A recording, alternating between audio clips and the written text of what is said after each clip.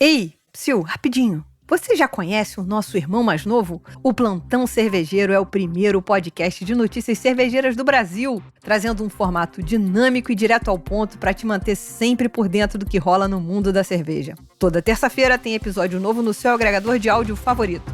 Dá o play e fique atualizado.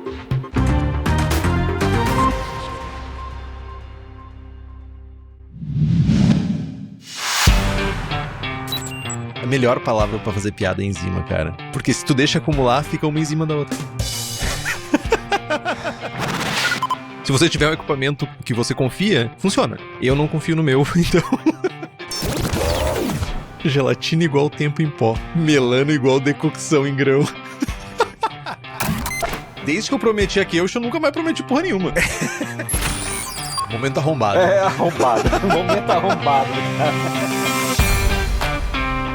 Começa agora o programa que dissipa mitos e enfrenta até os temas mais difíceis do mundo da cerveja. Apresentado pelo grão-mestre das piadas ruins, Henrique Boaventura.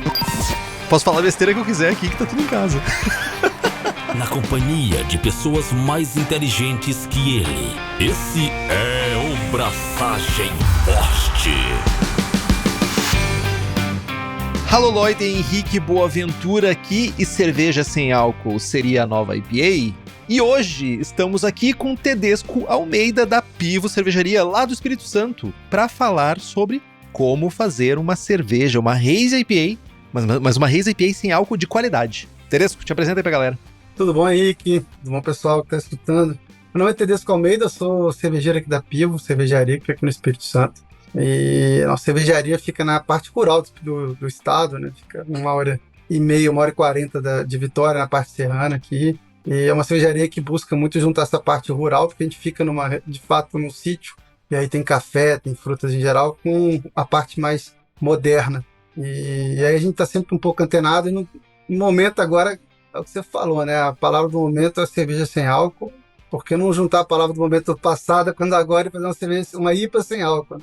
Então foi mais ou menos isso que a gente pensou, e a gente vai conversar um pouco sobre como a gente conseguiu fazer essa cerveja, enfim. Vamos conversar um pouco desse estilo e dessa forma de fazer cerveja. Bom demais. Aí assim, aproveitando, já que a gente está aqui, eu queria falar um pouco não só da Pivo, mas do Espírito Santo de forma geral, convidar a galera para beber cerveja aqui do estado, vir visitar seu estado com a terceira maior densidade cervejeira do Brasil. Estamos crescendo, estamos investindo. Muita cervejaria boa, muita gente ganhando medalha, muita gente com espaço nacional sendo conquistado. Vai ter cerveja de todo tipo, enfim, de todos os estilos. Então, estou aqui falando da Pivo, mas representando a cena capixaba também, convidando todo mundo a conhecer um pouco desse estado e das cervejarias daqui também. Tem café, tem cerveja, tem muqueca. O que precisa mais do que isso?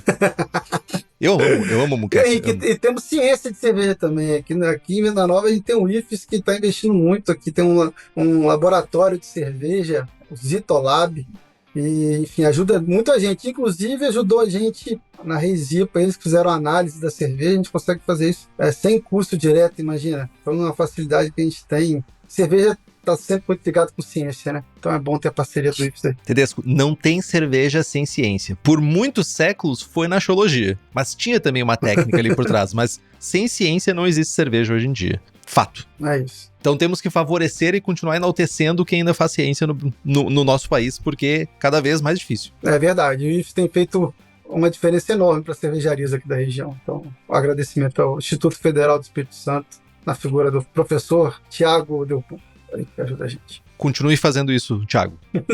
Por falar em IFES, assim, uma coisa que a gente não pode esquecer é a nossa cervejeira, a Alice Spadeto. Ela está tanto no IFES, ela é pesquisadora lá no IFES, estudante também, quanto é responsável pelas nossas braçagens aqui na Pivo. Então, ela ajuda a fazer esse link entre produção e ciência, e uma das grandes responsáveis aí para a gente poder conseguir tirar do papel essas receitas legais que a gente vai criando. Então, um abraço para a Alice aí e a toda a equipe da Pivo, né? Bom demais.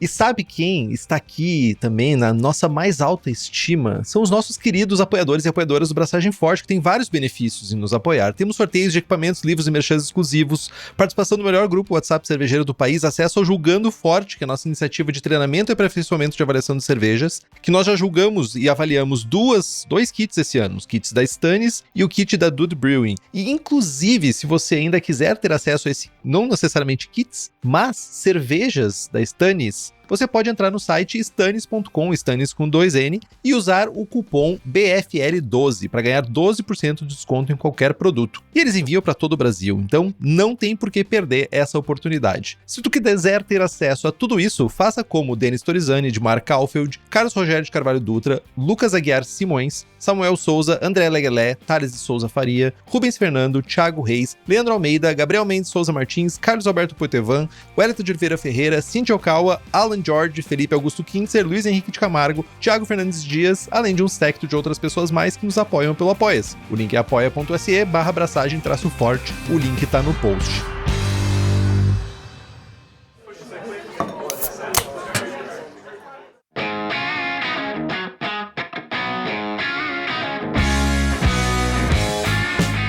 Então, primeiro, Tedesco, eu tenho interesse muito na parte técnica, lógico. Eu quero saber de insumo, eu quero saber de técnica. Mas eu também tenho interesse em entender a motivação por trás da Pivo de fazer uma cerveja sem álcool e, principalmente, por que uma hazy? Faz sentido pro mercado isso?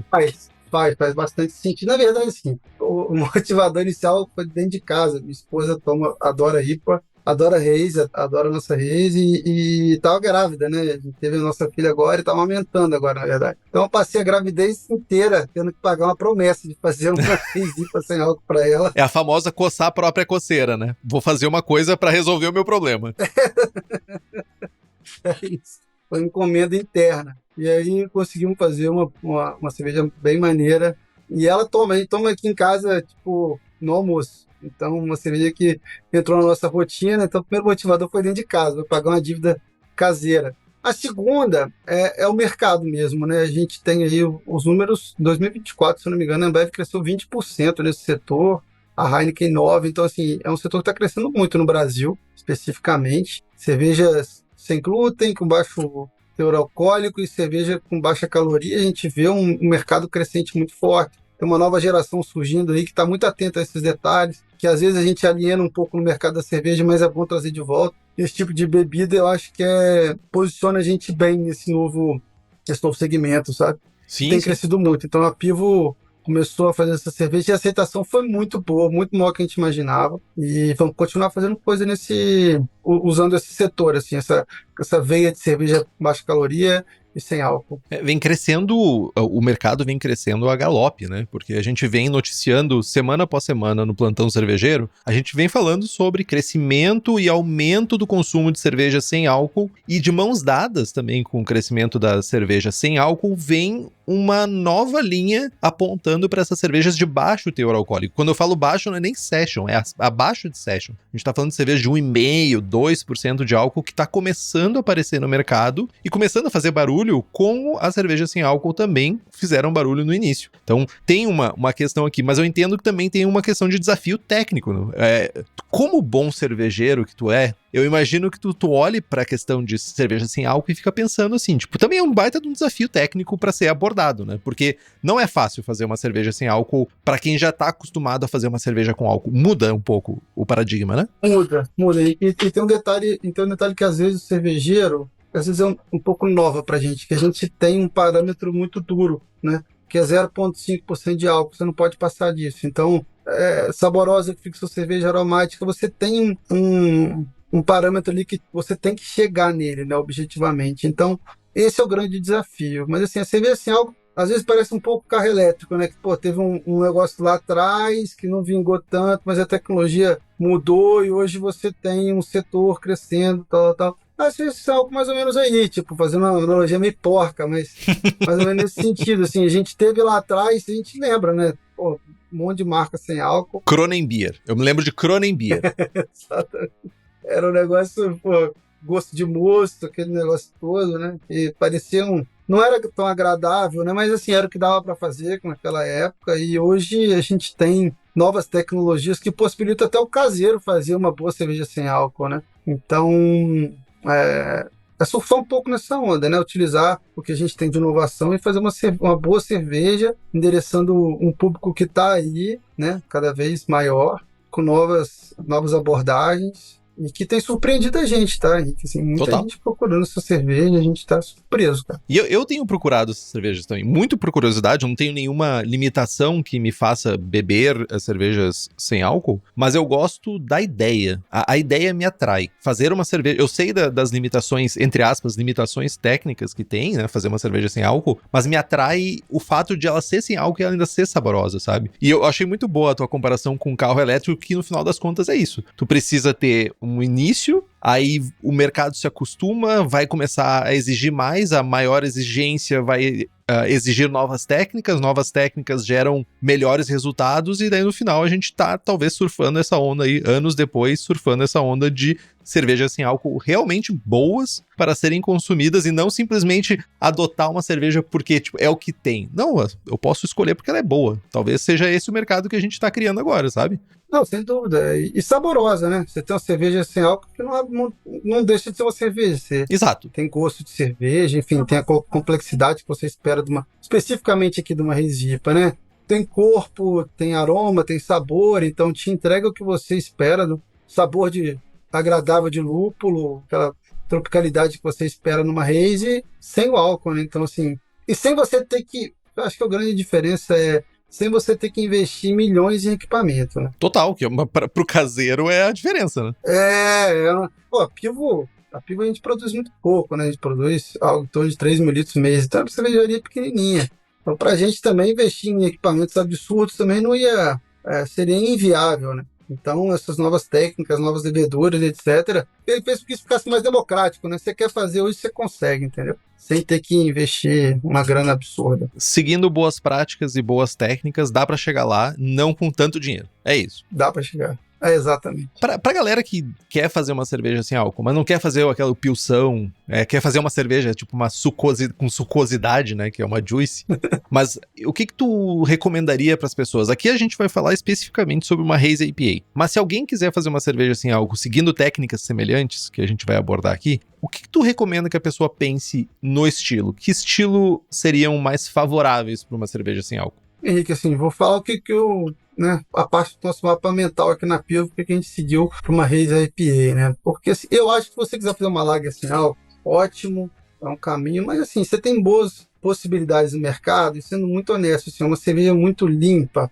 e para você chegar nesse nível, eu acho que você precisa de alguns equipamentos e eu não teria acesso.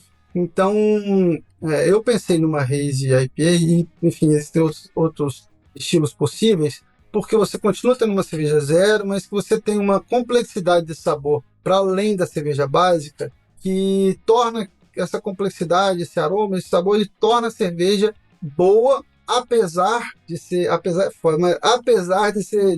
zero. Então, você tem uma camada a mais ali que também te entrega sabor e aroma. Acho isso importante. Então, se você quer fazer uma lager, sei lá, pense em algo defumado, estilos... Tomei uma defumada 000, muito boa em Bamberg. Pois é. Porra, a Pivo Grodzisk já tá quase lá, né? Tá quase lá, é só diminuir mais um pouquinho. Já tá batendo na porta. Só diminuir mais um pouquinho que já chega. Mas, enfim, você tem várias possibilidades aí. E aí, cervejas lupuladas, cervejas mais escuras, acho que essas possibilidades são enormes. Mas eu iria para cervejas que entregam uma camada de complexidade, sabor e aroma para além da cerveja básica. Total. Eu confesso que eu fiquei chocado. Foi o que eu escolhi. Fiquei chocado quando eu vi a zero álcool da Klosterbrau. É uma cerveja escura, é uma Schwarzbier defumada. Eu fiquei chocadaço, assim. E a cerveja é bem boa. Não é a mesma coisa que a cerveja original, porque ela é a mesma receita sem álcool da original, que é uma das melhores de Bamberg, mas é uma cerveja boa, cara, uma cerveja legal de tomar. E falando em insumos, né? Agora a gente vai entrar nessa parte que é realmente como braçar. Se tu quiser comprar insumos e toda sorte de equipamentos para fazer a sua cerveja, o teu lugar para comprar é na Lamas Brew Shop, que tem tudo, desde os insumos, equipamentos, até mesmo alguns testes laboratoriais que eles vendem lá no site da Lamas Brew Shop. E tu ainda tem desconto usando o cupom Braçagem Forte, tudo junto. Acesse o site lamasbrewshop.com.br e receba na sua casa. Vamos lá, Tedesco. Primeira coisa que eu penso nessa construção, né, nesse esqueleto, nesse arcabouço do que é uma cerveja sem álcool, eu penso no malte, né? Para essa Hazy IPA, tem algo diferente em malte base que a gente tem que pensar? Tem sim, mas assim, eu acho que a primeira coisa que a gente pode falar, para a gente falar do malte, é da fermentação.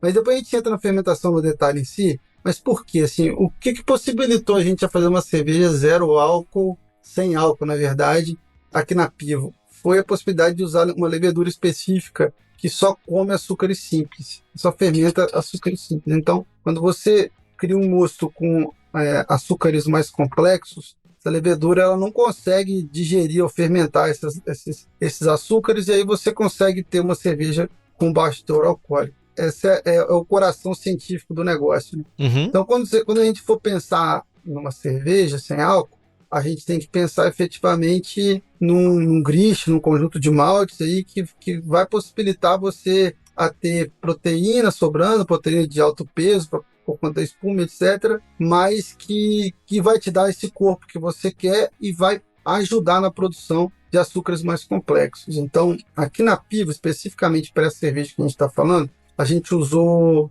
85% de malte base comum. Pilsen. Isso, Pilsen normal, e 15% de aveia. Aveia em flocos. Aveia em flocos. Boa. Então esse foi o grist que a gente usou aqui, porque eu acho que dá uma carga proteica legal. E aí, na mosturação, a gente consegue construir esse mosto de açúcares mais pesados, né? Sem tantos açúcares simples. E eu entendo também que o fato de vocês usarem aveia também em flocos ajuda também nesse problema da cerveja sem álcool, que é a retenção de espuma, né? Um dos maiores problemas da cerveja sem álcool, maiores problemas é muito forte de dizer, mas você me entendeu, né? A gente tem um problema que é a cerveja, geralmente a famosa espuma de refrigerante. Forma espuma e desaparece quase que totalmente a espuma do copo. Então eu imagino que a carga de aveia com uma proteína, já que tem um peso maior, ajuda bastante nisso. Cara, ajuda, assim, e você bem, acho que a gente vai aumentar essa carga para a próxima, porque ainda assim a espuma ficou legal, mas está longe do que a gente quer. Então... eu ia comentar sobre isso, porque tu falou em 15%, né? A gente tá vendo raízes no mercado hoje em dia indo até a 30% de adjuntos. Às vezes 15% aveia e 15% trigo flocado. Sim, mas assim, como era a nossa primeira, e a gente sabe que a aveia, por exemplo, tem ferro, que aí pode ser um precursor de oxidação, a gente ficou um pouco preocupado com isso, porque tem outro lado da questão também. Então, a gente quis jogar de forma mais segura nessa primeira, né? Mas eu acho que as próximas a gente vai aumentar um pouco, porque como a fermentação ela não gera tantos compostos, glicerol, peptídeos importantes para poder manter a espuma, né, cara? Eu acho que a gente vai ter que dar uma carga proteica maior, mas ficou boa. Inicialmente a gente fez 85-15, mas eu acho que a gente seguramente vai para 20-25 na próxima. E tu veria algum problema de alguém usar, porque a pessoa pensou, Hazy, né, IPA, Pale Ale, e usar Pale Ale no lugar de Pilsen, ou tu acha que é intercambiável de boas, assim? Eu acho que sim, eu acho que é intercambiável de boa. O que acontece? Nossa grande preocupação é não ficar doce demais. Então, como a gente já vai ter uma quantidade de açúcares residuais importantes ali, né? Ela fechou em 1023 por aí. A gente teve cuidado de a gente não ter outros compostos que poderiam trazer um sabor que acentuasse esse sentimento de uma cerveja adocicada. Por isso a gente foi no Pilsen. Não vejo problema algum de ir no Pale Ale. É um teste que pode se fazer. O único meu receio é ela ter um final muito adocicado, entendeu? Eu entendo a tua questão, até porque esse lance do biscoito e tal... É isso. Enfim, junto com açúcar residual, pode dar essa sensação. Fiquei pensando um pouco por esse lado, realmente, dessa... Não chega a ser uma complexidade, a gente não tá falando de um Mary Zotter, a gente não tá falando de um biscuit, Mas, enfim, é lugar pro lúpulo brilhar aqui, né? A gente tá falando de uma cerveja que brilho é pro lúpulo. Isso. Aqui, o resto dos insumos são usados pra dar brilho pro lúpulo. Então, acho que realmente o Pilsen, por ser mais neutro, é uma boa escolha, né? É mais pra galera que, eu só... Eu acho até 1 ano e meio atrás, onde a gente estava vendo muitas raízes bem adocicadas, né, com o final bem adocicado, acho que caberia melhor. A gente tem visto um movimento de saturação desse dulçor final, né? Então a gente tentou também fazer ela ficar um pouco adequada aos tempos atuais, sabe? Por favor, chega de cerveja doce. Meu Deus do céu, eu não aguento mais cerveja doce. Rapaz, toda vez que eu tomo uma cerveja seca, eu fico pensando assim, ainda bem que ainda tem gente olhando pra isso pra mim, porque, cerveja é pastry, é hazy doce, não dá, cara, não dá. Cara, tivemos um momento bem doce no mundo da cerveja. Tá louco, é o modo diabetes do mundo da cerveja, tá louco.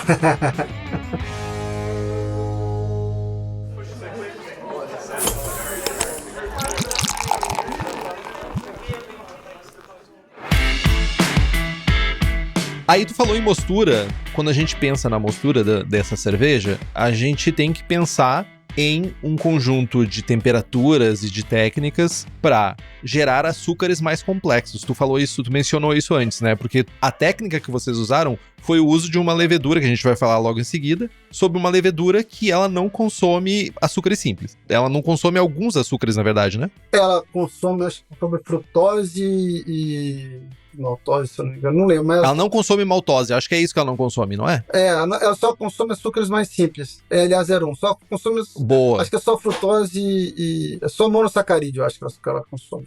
Mas aí aqui a gente precisa construir um mosto rico em açúcares pouco fermentáveis, por assim dizer. Isso, a gente tem que fazer a conversão, obviamente, porque isso ajuda na construção e no sabor da cerveja, né? Mas fazer essa conversão do amido para açúcares mais complexos. Aí, na verdade, é uma dupla preocupação entre temperatura e pH. Nada que o cervejeiro já não esteja acostumado, mas ele vai ter que pensar numa mostura que construa açúcares mais complexos. Ou seja, a gente está falando aqui em ativar a alfa-amilase, né? Então, a gente pensar num alvo de temperatura e pH que beneficie a alfa-amilase e isole a beta. Esse é o desafio aqui, né? A gente tem que isolar a beta e favorecer a alfa para poder criar esses açúcares mais complexos. Aí vocês miraram no quê? 72, 73? 74 e pH de 5.4. Era isso que eu queria chegar, 5.4, porque o alfa, se eu não me engano, é de 5.4 até 5.6 e beta de 5.4 a 5.2, alguma coisa assim, né? Isso. Por que não 5.5? Porque aí você aumenta aquele problema da espuma lá atrás, entendeu? A 5.5 você começa a degradar muito as proteínas com peso maior, e aí você vai ter muito problema de... retenção de espuma. De espuma lá na frente, exatamente. Então, 5.4 ali você fica bem, você não atrapalha tanto a espuma, você já diminui bastante a ação da beta-amilase e favorece bastante a alfa. Mas quando tu fala de pH, a gente tá falando para diminuir também a ação da proteálise, né? Que vai quebrar essas proteínas em proteínas mais simples, né? Isso. De peso, na verdade, proteínas de peso molecular menor. De peso menor. Então, digamos que é um ajuste bem fino aqui. Então, vocês tiveram que chegar num ponto bem específico de pH, 5.4. 5.4 com temperatura de 7.4. Isso foi o hotspot, vamos chamar assim. E quanto tempo vocês levaram de conversão? Qual é a abordagem aqui para tempo? A gente usou 40 minutos. 40 minutos. Por que 40? A gente usou 40 minutos. Porque aí já estava tudo que tinha que converter, já estava convertido, enfim, a gente foi medindo e 40 minutos foi o necessário, né? No nosso caso específico, para ter a conversão total do que a gente queria. E uma dúvida que eu não botei na pauta, porque né, a pauta é sempre... a gente, com prazer, sai da pauta. Vocês usaram que relação de água para malte? Vocês mudaram alguma coisa referente a isso? Não, mas eu sei que poderia ajudar ainda mais. Mas não, a gente usou bem o padrãozão 2.7, se eu não me engano. Acho que foi isso. 2.7. 2.4, 2.7. É por aí, Henrique. E depois faz ainda uma lavagem dos maltes, então. Ainda fizeram uma lavagem. Exatamente, fizeram uma lavagem também. Que eu acho que isso pode ser um problema para quem for fazer brew na bag, por exemplo, né? Quem for fazer brew na bag, se for usar a quantidade total de água logo no início, tu pode ter um problema aqui de enzimas. Porque tu vai ter pouco malte e muita diluição, né? Sim. Exatamente.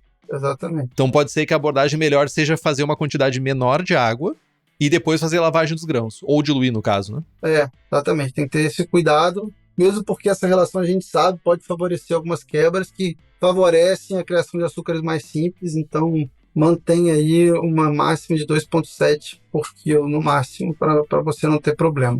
O bom é que ficou fácil de decorar, né? 40 minutos, 74 graus e pH de 5,4. É só pensar que tem 4 no rolê. Se tu pensar nisso, não vai dar errado de maneira alguma. Não vai dar problema. Beleza, deixa eu ver se faltou alguma coisa de mostura. Eu acho que de mostura a gente tá cobrindo aqui. Então, tu fez a Rio Malte junto com a aveia, tudo certinho, nada diferente. Moeu a aveia junto ou deixou a aveia em flocos? Não, aveia em flocos. Aí tem um detalhe importante, que tem lá no Scott Ennis, lá no meu IPA, quem já leu sabe. Sempre joga um punhadinho de lúpulo ali durante a mostura, porque captura alguns metais, e especialmente quando a gente está lidando com aveia, isso diminui os precursores de oxidação. Então fica essa dica aí para quem está fazendo em casa, enfim, jogue aí um chablauzinho de lúpulo durante a mostura, é sempre bom. E esse chablau aí a gente tá falando o quê? Vamos pensar, para cervejaria, para fazer quantos litros vocês usaram quanto? Cara, uma mãozada. É pouco. É pouquinho. Tipo, não tem. Ô, Tedesco, tu lembrou agora da minha avó. É uma quantidade irrisória. A minha avó fazendo pão. E eu queria muito fazer o pão da minha avó. Aí eu liguei pra minha avó um dia: vó, como é que faz o teu pão? Ah, é bem fácil. Beleza, vó, vai me passando as medidas. 1 punhado de farinha, 1 pitada de sal, 2 pitadas de... Vó, não tem pitada, tem que ser peso. Então vamos lá, pra voltar um papo mais científico. Cara, uma quantidade irrisória, né, de grama. 3 pellets de Magnum. 3 pellets de Magnum. Boa. Isso, algo que não tem interferência na sua receita, mas que já consiga fazer a captura de metais e a diminuição de oxidação futura. Ponto bem interessante para uma haze, né? Afinal de contas, estamos falando de uma haze. Exato. E a parte de saindo da mostura, vai para uma fervura de 1 hora. Cara, fervura de 1 hora, mas aí fica um detalhe importante, assim. 2 detalhes importantes da fervura a gente tem, né? O primeiro deles é muito, muito cuidado. Assim, vai fazer a cerveja, você não pode ter uma OG muito alta. A gente mirou aqui 1026, então a gente sabe que dependendo de onde você estiver, a sua taxa de evaporação, se você deixar muito tempo, você pode ter uma OG maior, enfim. Então, mire final da fervura com 1026, por aí, entendeu? É uma boa pergunta. Então, tenha cuidado com isso. 1026 de OG e de FG vocês miraram em? 1023. 1023. Corpo, sensação de mais cheia, interessante. Exatamente. 3 de densidade. 0,0003 de fermentação. Olha que loucura. É isso. Aí a construção do corpo, cara, quando a gente está fazendo a cerveja, fala um pouco de água, etc., você está construindo, na verdade, não só o mosto que vai ser fermentado, você já está construindo a cerveja que vai ser bebida, né? Exato. Porque se você sai de 26 para 23, quando você está fazendo ali, tem que pensar já numa... Aquilo ali vai ser o que vai ser consumido, obviamente, com alguns compostos a menos, mas vai ser. Então você tem que pensar nisso com cuidado. Assim. Tu provou o mosto pós-mosturação e o pós-fermentação? Sempre provo. E deu muita diferença? É uma pergunta bem honesta, assim. Deu. Interessante. Incrivelmente deu, cara. Incrivelmente deu. Porque, no final das contas, é isso. Por que não fazer simplesmente um mosto, né? Não, porque tem propriedades que vão ser adicionadas pela levedura, no final das contas. Sim. Tem um aldeído lá, que eu esqueci o nome agora, que é um nome de um off-flavor típico de cerveja sem álcool. Acetaldeído? É um gosto de mosto. Acetaldeído. Boa, Nick. Não é o acetaldeído. Acetaldeído eu ia dizer que é mais pra massa verde. E já é um subproduto da fermentação, não é. Eu esqueci o nome, tem um off bem específico para cerveja sem álcool, que dá aquele gosto de mosto, cerveja incompleta, e a gente não teve isso, obviamente, né, assim, deve ter tido, mas como ela leva uma carga de lúpulo, você não sente isso nessa cerveja, tá bem mitigado, e eu acho que o principal ponto é isso, ela não tem fermentação interrompida, é uma fermentação completa, na verdade, e aí o fato dela ter uma fermentação completa, mesmo que não diminua tanto a densidade da cerveja, você tem a formação de alguns compostos e a transformação de outros que deixa o gosto completamente diferente. Importantíssimo saber disso, porque tira aquele mito da cabeça das pessoas que é gosto de mosto mesmo, sabe? Não é pra ser isso. Não é. Ela tem características diferentes. Tem. Na parte de lúpulo, uma haze, muito lúpulo, não, acho que a abordagem, não sei se tem uma abordagem diferente referente aos lúpulos para uma haze, ou se é a abordagem normal de uma haze, por ser sem álcool. Tem, e assim, a gente só conseguiu fazer como eu disse, né, fiquei a gravidez inteira da minha esposa prometendo para essa cerveja, só fiz ela enquanto ela estava aumentando, porque foi quando a gente teve acesso a Hops Company trouxe pra gente o Quantum, e foi graças a ele que a gente tirou de fato o papel a Hazy IPA, porque o maior medo era o seguinte: você tem uma cerveja um pouco suporte, e aí eu não queria fazer uma lager, mas se eu fizesse uma cerveja muito lupulada, será que essa cerveja vai suportar a carga de lúpulo? É uma dúvida que eu tinha sempre. Eu vou tomar, vai dar aquele gosto de chá verde, né, com maracujá, né? Famoso chá de pellet. Exato. Eu falei, pô, não é isso que eu quero. Se eu botar pouco também, eu não vou entregar aroma e sabor, o cara vai tomar, não vai reconhecer como uma haze. Então eu sempre tinha um pouco dessa dúvida. Quando veio essa possibilidade de usar aí um extrato mais natural, enfim, que desse a possibilidade de a gente fazer uma cerveja lupulada com uma menor carga vegetal, aí a gente tirou do papel e fez. Então, assim, é uma lupulagem, segue aí 10 gramas por litro, 8 gramas por litro de dry hop, mais algo em torno de 5 gramas por litro no Whirlpool. Ou seja, não é baixa, mas não é também estratosférica. Mas se a gente fosse fazer isso tudo com T90, seguramente você ia ter um gosto vegetal muito forte. E aí a gente conseguiu... Aí dá pra explorar também Cry ou algumas outras alternativas, né? Que pra quem não tiver acesso ao Quantum, no caso, tu pode pegar e usar Cryo daí, né? Dá pra tentar isso com os compostos que entreguem óleos essenciais e menos massa verde, né? Dá pra adaptar, sim. E com isso tu já me respondeu a minha dúvida principal, que era evitar o hop creep, porque no final das contas tem menos massa orgânica, consequentemente tu não vai ter tanta atividade enzimática trabalhando em cima do teu mosto. Exato. É isso que no final das contas, né? Exato. Tem controle também de temperatura no final da fermentação, enfim. Aí os cuidados que quem já fez uma haze sabe que tem que ter para evitar o hop creep se aplicam aqui também, mas você tem um ambiente menos favorável, né? Total. E tem uma coisa, já que a gente falou de fervura, acho que a grande diferença é você no final da fervura, e tem que ser no final, porque se você fizer isso no início, você vai degradar muito as proteínas. No final da fervura, você jogar o seu pH para, se puder fazer isso no fermentador, melhor ainda. Você jogar o seu pH para 4.4, 4.2 por aí. Também para evitar a proteálise. Exatamente. E se você... Como a atividade de fermentação é baixa, você não vai ter uma diminuição de pH da mesma forma que você tem numa fermentação normal. E aí a sua proteção microbiológica fica menor. Então a gente vê muita gente fazendo uma cerveja sem álcool, usando essas leveduras, e aí mas contaminou rápido, mas a cerveja ela caiu rápido, porque você tem que ter esse cuidado com o pH. Esse é um ponto que muita gente passa batido. E aí o cara faz antes da fervura, ele vai ficar sem espuma. O cara não faz, ele vai ter problema com o tempo de prateleira da cerveja. Então, 4.2 o pH, 4.4 usando ácido lático, idealmente no fermentador, né? Se você tiver como medir, se não tiver como medir, esperou a fervura, vai botou o chiller lá, diminui, mede e joga para o fermentador num pH menor. Cara, e faz todo sentido, né? Quando a gente fala de uma cerveja normal, a gente tá falando de um pH pós-fervura, 5.1, 5.2 ideal, ponto eletrostático e tudo isso. Isso. E realmente, se você já mediu o pH pós-fermentação, não é mágica que faz o pH ir de 5.2 para 4.5, 4.4, 4.3, dependendo da tua cerveja. É a fermentação mesmo. As atividades de fermentação baixam o pH. Então faz todo sentido tu ser o vetor, né?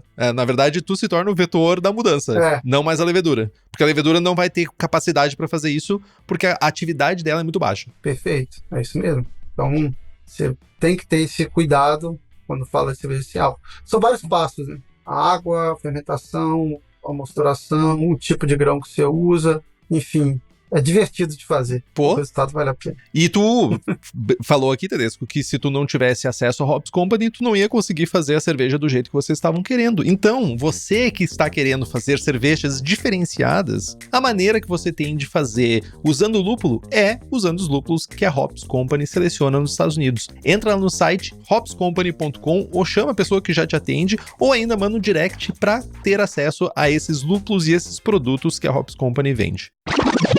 Aí a gente entra em fermentação. Eu tinha uma dúvida, mas tu já me respondeu diretamente. Vocês usaram uma levedura específica aqui, porque tem vários caminhos. Tem fermentação interrompida, que eu acho que por sabor é um dos piores. Uhum. E tem o uso da LA01 da Fermentes, e ainda não vi chegando no mercado, pelo menos aqui Brasil, chegando coisas diferentes sobre fermentação baixo teor alcoólico, né? Ou sem álcool. Mas a Lallemand lançou uma nova aí também, tá? A Lallemand lançou uma... Agora, tem várias, né? Tu viu alguma coisa chegando sem ser da Lallemand? Cara, assim, quando eu fiz o curso lá em Munique, lá de cervejeiro, na minha turma tinha um cara da Fermentes, e eu tive acesso a ele. Quando eu quis fazer, eu perguntei para ele o que tinha na Fermentes. Ele é do setor de pesquisa, e aí para mim foi conveniente usar o da Fermentes, porque também estava disponível no Brasil. Então eu confesso que eu não fiz uma ampla pesquisa para poder ver, assim, já fui no meu caso no mais fácil, né, que ele já me passou o que fazer, etc. Então para mim foi simples usar a LA01 da Fermentes. Mas tem outras possibilidades aí no mercado, tem lá, como você falou. E tem mais gente fazendo, tem mais gente pesquisando, e eu acho que a gente vai ter bastante coisa surgindo por aí. E aí, isso é fruto desse novo ramo, que eu acho que é o mais promissor, que me deixa muito na expectativa, que é a pesquisa de leveduras em geral, né? Assim, tem levedura que tem todo tipo de enzima e fermenta de diversas formas. Eu acho que esse é o limiar da cerveja, que vale a pena ser explorado e ficar ligado, né? Cerveja sem álcool, para caseiro e pequenas cervejarias, nasceu disso, dessa pesquisa com levedura. Total, e infelizmente, pelo menos na gravação desse episódio, a LA01 ainda não tem fracionado para cervejeiro caseiro e cervejeira caseira. Geralmente é só o pacote grande, aquele de meio quilo que tem para vender, né? Que é carinho para um cervejeiro caseiro comprar, infelizmente. É carinho. Mas tu falou sobre isso e eu fico pensando o que o mercado, quando chegar até aqui, né, que hoje ainda não é uma possibilidade, de leveduras geneticamente modificadas vão entregar para cerveja sem álcool. Eu só fico pensando nisso. Ah, sim, sem dúvida. Para tudo, né? Enfim, que possibilitem você liberar tiol, enfim, e aí você vai usar menos lúpulo, enfim, você tem uma possibilidade absurda de evoluções na cerveja que essas novas leveduras podem trazer, né? Enfim, compostos de todo tipo, né, para aumentar aroma, sabor. Sim, eu acho uma loucura. A gente sem dúvida é o Eldorado da levedura Brasil, né? Porque total. A levedura gosta de, né, temperatura perto de 30 graus, tal. O que deve ter de levedura aqui capaz de fazer uma boa lager a temperatura ambiente sem a gente ter que gastar uma nota com refrigeração? Deve ter um monte aí, né? Afinal de contas, a levedura, o motor de mutação da levedura saiu daqui, né? Saiu lá do sul, lá da América, então... Exatamente. Deve ter outras por aí. Então, assim, a gente deve ter, e é uma área que eu sempre fico de olho, sempre sai coisa boa. Possibilidade de a gente fazer hoje em dia como caseiro, como pequena cerveja sem álcool de boa qualidade, vem dessa evolução da levedura, né? E pitch, a gente tá falando de um pitch diferenciado? Alguma coisa diferente? O que vocês usaram de pitch? Não, a gente... não vou lembrar agora sobre bilhões e trilhões de células, mas eu lembro que a gente usou em torno de 20 gramas, 200 gramas para fazer 210 litros de cerveja, então... 1 grama por litro, se tu pensou nisso. Mais ou menos por aí. Então, 2 sachês de levedura para 20 litros, talvez. Seria isso, mais ou menos. Isso, exatamente. É 11 gramas, geralmente o sachê pequenininho. Não tem sachê pequenininho, tu vai ter que medir do pacote grande se tu for comprar. Pacote grande, isso aí. Compra em grupo, gente. Dividam. Compra 50 gramas para cada um. Compra em grupo. Conversa com o brew shop aí da sua região. Quem sabe o cara faz negócio maneiro pra vocês. Exatamente. Fraciona vácuo ali, fica bonitinho. Só não pode fazer que nem tinha antigamente aquelas leveduras que vinham no saquinho grampeado, que quando tu abria parecia pipoca voando levedura para fora do saquinho. E se tu quiser, lógico, se tu quiser ter acesso a leveduras para fazer tua cerveja, ale, lager, brett, bactérias, lugar certo para comprar na Levtech, que tem tudo para tua cervejaria, desde consultoria até leveduras. Além disso, ela também tem leveduras para outras bebidas como hidromel, cidra, whisky e cachaça. Então entra lá no site levtech.com.br e faz as tuas compras. E a água, Tedesco? Hazy tem todo aquele rolezinho de água, né? Cara, tem. A água a gente fez 2 testes. Um com a gente com água normal, outro a gente mexendo na água. A diferença é brutal. Acho que quando você tem uma cerveja com tanto pouca coisa para esconder, né? Assim, uma cerveja, você tem que... Todo detalhe faz a diferença. Aqui foi muito importante pra gente mirar algo em torno de 200 ppm de cloreto. E botou, acho que se eu não me engano, entre 30 e 40 de magnésio para poder aumentar essa sensação de corpo e também beneficiar um pouco o que o lúpulo traz, né? Então trazer um pouco mais desfrutado, acho que o magnésio ajudou nisso. Na construção de uma cerveja mais redonda, com a sensação de corpo mais presente, aí a gente mirou bastante no cloreto e fez uma diferença boa. Então eu acho que quer fazer esse estilo para ficar legal, você vai ter que mexer na água sim, porque senão vai dar aquela sensação de aguada, sabe? Então o cloreto ajuda muito. Focar em cloreto e magnésio. 200 ppm de cloreto e algo em torno de 30, 40 de magnésio. 30 de magnésio, por exemplo. Boa, então bom, realmente a gente vai focar em ressaltar um pouquinho do SOR, pouca coisa de doçor, cloreto, mais essa sensação cheia, o magnésio trazendo essa sensação um pouco mais aveludada na boca, que vai colaborar com isso, né? E sulfato nem olhou muito. Cara, não, a gente botou, se eu não me engano, 30 ppm de sulfato. É importante ter, né? É porque você quer um pouco desse bite que o sulfato traz. Mas tem que ter muito cuidado, senão dela fica muito seca, daí uma cerveja não pode secar tanto, sabe? Então, se você estivesse mirando no West Coast, talvez, quem sabe o próximo passo é você fazer um West Coast. Quem disse que não, né? Exato. Uma Modern IPA, alguma coisa assim, para ter essa sensação mais crispy, né? Mas como a gente estava pensando numa haze, a gente mirou no cloreto mais alto. E talvez o crispy, considerando o tipo de perfil que fica do malte de uma levedura, por exemplo, de uma cerveja sem álcool, talvez não venha aquele crispy que está esperando, né? Fica ainda isso. Talvez tenha essa problemática, mas é um desafio bom para ser, sabe, transposto. Quem sabe a nossa próxima não seja uma West Coast. Então o desafio de uma cerveja com problema é o amargor ficar agradável, né? Presente, mas agradável. Pior. Mas acho que dá pra fazer, assim, pensando com calma, desenhando a receita, dá pra ser do outro lado, assim. Vocês já conseguiram fazer uma haze, cara, que eu acho que é mais difícil do que fazer uma West Coast, porra. Carbonatação tem alguma diferença? Muda alguma coisa? Não. Basicamente 2.5, 2.7? Não, a gente fez carbonatação forçada, normal, isso. Vocês envasaram ela em quê? Em lata? Tem lata e tem keg. Tem os dois. Tem lata e tem keg. Então, basicamente carbonatação. E aí a gente entra num rolê que talvez seja o que todo mundo se pergunta, que é pasteurizado ou não pasteurizado? Cara, no meu caso foi não pasteurizado. Acho que eu busquei muito ter uma sensação de frescor. De novo, o Quantum ajuda nisso, né? Porque ele traz... A gente usou um Quantum de Nelson. Interessante. Bem tropical mesmo. Junto com o Rio Acre. Então, tem 90 de Rio Acre e um Quantum de Nelson. Então, a gente buscou essa tropicalidade, né? No novo mundo aí na cerveja, e ele mantém um frescor muito legal. Até a nossa cerveja tem 1 mês e meio de enlatada, ela tá muito fresca, até você toma, a principal característica dela é que ela tá bem fresca. E aí, eu acho que se pasteurizasse, a gente ia perder muito. Nossa, tu ia desgraçar essa cerveja.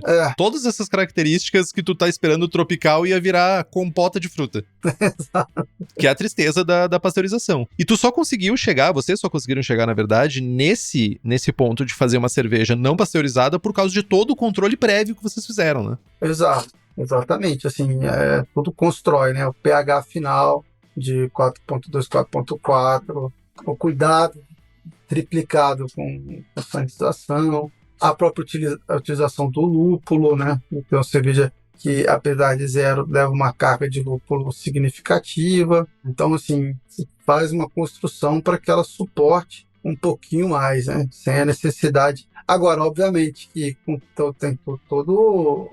Né? Deixar gelado, enfim. Sim. Aí padrão, né? A gente fez um teste, assim, deixei uma lata 1 semana fora, depois a gente mediu, manteve a graduação alcoólica, a gente conseguiu, a gente tá bem seguro. Não inchou? Não inchou e manteve a graduação, a gente fez o teste, então a gente tá bem seguro que ela tem mesmo porque a gente não fez fermentação interrompida, né, Henrique? Então tem fermentável? Tem. mas a levedura ela vai ter dificuldade, a levedura que está ali presente tem dificuldade de comer os açúcares que estão naquela cerveja.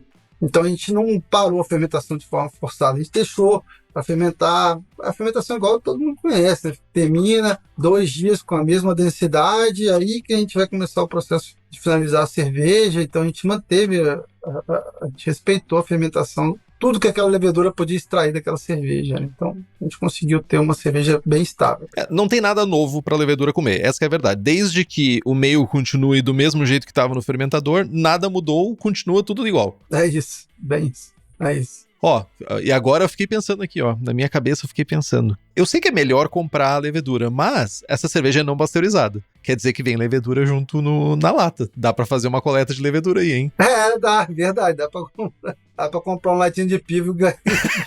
Olha aí. Não só você vai beber uma cerveja sem álcool, boa, de qualidade, como você vai poder propagar essa latinha e fazer uma cerveja sem álcool na sua casa. Olha que beleza. Meu. Mas assim, pô, eu adoraria que fosse verdade, mas a Fermentis, ela não recomenda você reutilizar a levedura. A gente não vai reutilizar aqui na Pivo. Mas nada impede que você não teste em casa, então. É aquele negócio, né, Tedesco? Ela tem que vender a levedura dela. Ela tá fazendo o jogo dela. Eu concordo com isso. O capitalismo venceu, ela tá fazendo o rolê dela. Não quer dizer que não dá pra reutilizar, né? Exato. É ela dizendo que não pode, que você tem que comprar dela. Então, exato. Tem um bom argumento aí.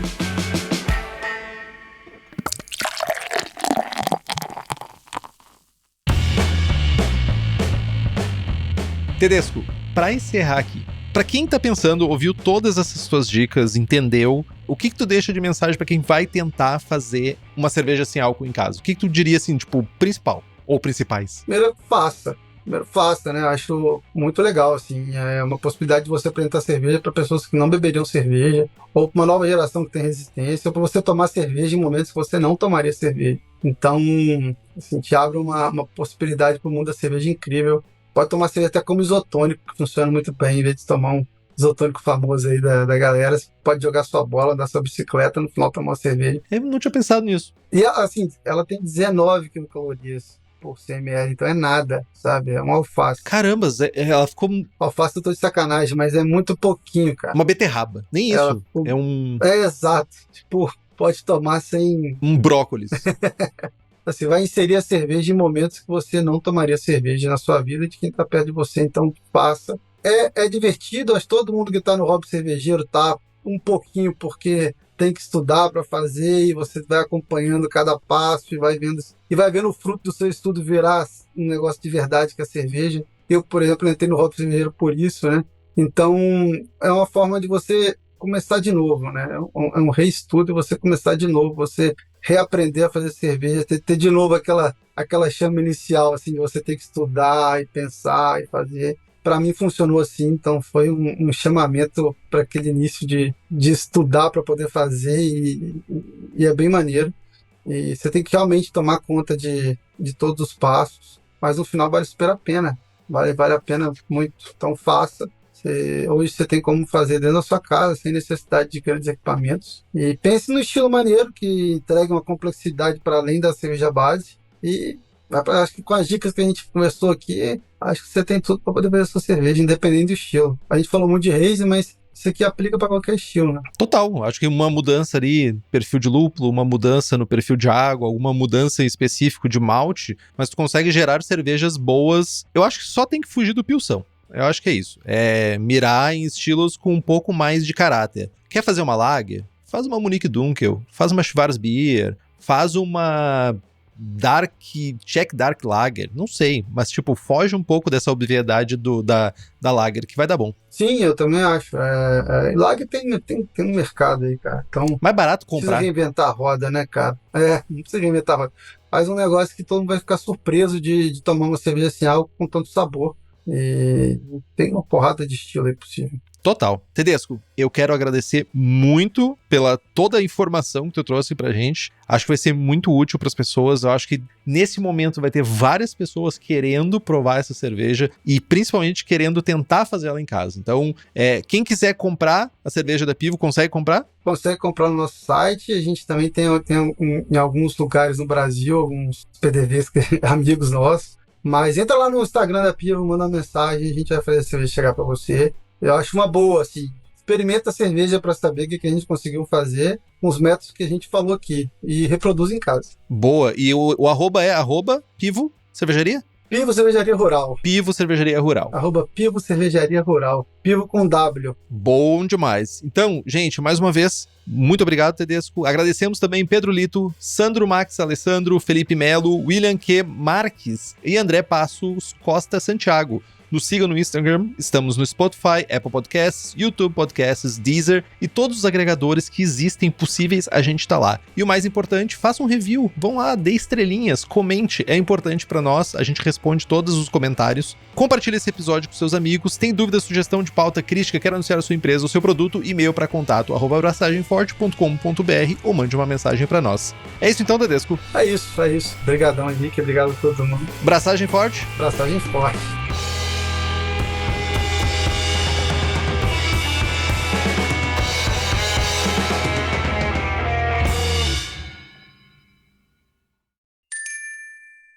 Este podcast é produzido pela BAC Produções e Comunicação e está disponível no Spotify, YouTube ou na sua plataforma de áudio preferida. Na nossa equipe, contamos com a colaboração de Henrique Boaventura, Ludmila Almeida, Gabriel Gurian, apresentação, redação, blog, e Rubem Geis na edição. Este podcast foi editado por Play Áudios.